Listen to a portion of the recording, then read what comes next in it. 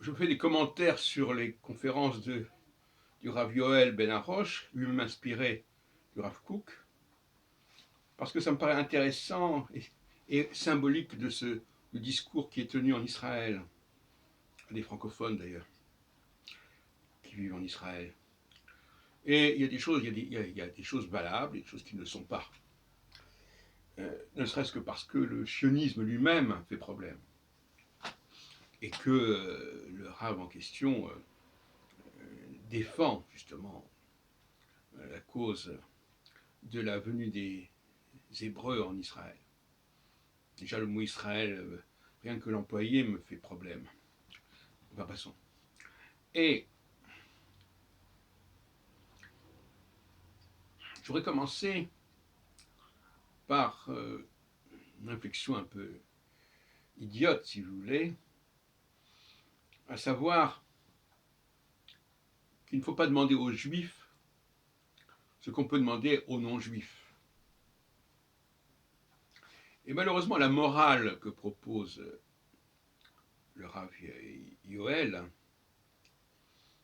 est une morale universelle, je dirais, et donc qui n'est pas adaptée aux Juifs. Il cite les 10 commandements. Les 10 commandements, bon, à part le commandement, et encore ce commandement, il est souvent galvaudé sur l'adoration de Dieu et pas d'autre Dieu, que chacun comprend à sa façon d'ailleurs. Mais ces commandements, tu ne tueras point, etc., c'est des banalités, ce sont des banalités. Or, demander à des Juifs de faire des banalités, c'est pas très intéressant. Même si on peut dire, ah oui, mais au départ, c'était les Juifs qui avaient dit ça. Non, mais le problème n'est pas là. Le problème, c'est que il faut se renouveler, comme il dit. Et vous savez, comme des objectifs, des commandements, les commandements qu'on connaît, c'est dérisoire. On est tous d'accord là-dessus, je crois. En revanche, il serait intéressant justement de déterminer des objectifs qui ne sont pas à la portée de tout le monde. Et ces objectifs, c'est notamment des objectifs d'ordre écologique. C'est-à-dire, je dirais, androgynal, d'une certaine manière. Parce que contrairement à ce que dit le Rav Yael, ou Yoel plutôt, nous sommes des êtres complets quand nous sommes androgynes. Nous n'avons pas besoin de quelqu'un pour nous dire ce qui ne va pas. Nous n'avons pas besoin de quelqu'un pour nous inspirer. C'est ça l'androgyna. Et le fait de dépendre des autres pour exister, intellectuellement par exemple, est grave.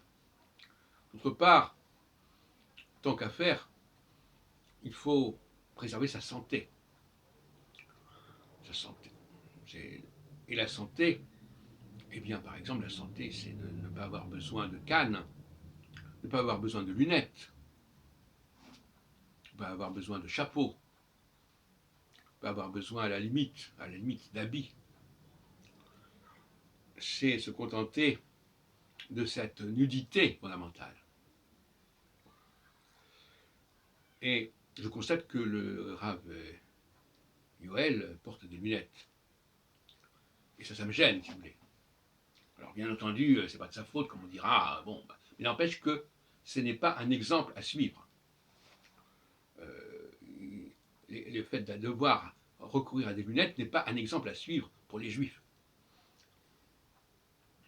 Donc la santé est fondamentale. Tout ce qui nous met dans une situation de dépendance est regrettable. Bon, ça c'est un premier point. Un deuxième point, c'est ce qu'il dit sur Abraham. Alors, il essaie de s'en sortir, il dit, oui, Abraham, au début, évidemment, il n'y avait pas grand-chose.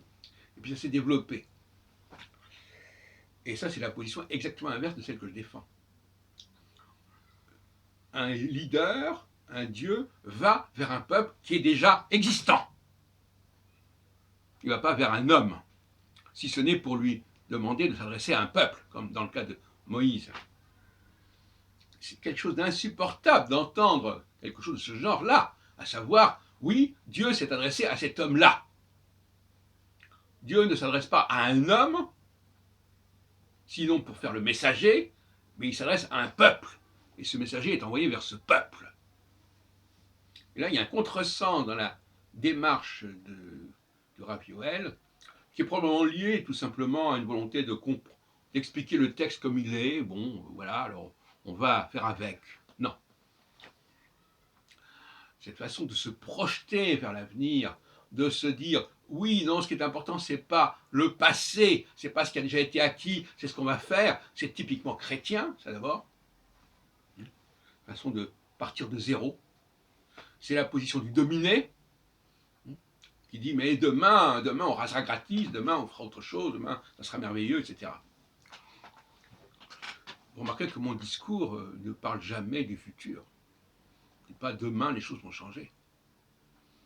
Moi, ce qui nous intéresse, c'est ce qui est déjà existant, c'est ce qui est déjà manifesté. Quand je dis par exemple que les Juifs, depuis le XVe siècle, ont changé d'air, c'est pas demain, ça s'est produit déjà depuis 400 ans, ou plus.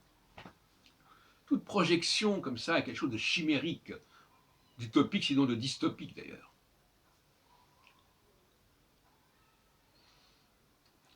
Donc, Yoel nous parle aussi du ciel et de la terre. Bon.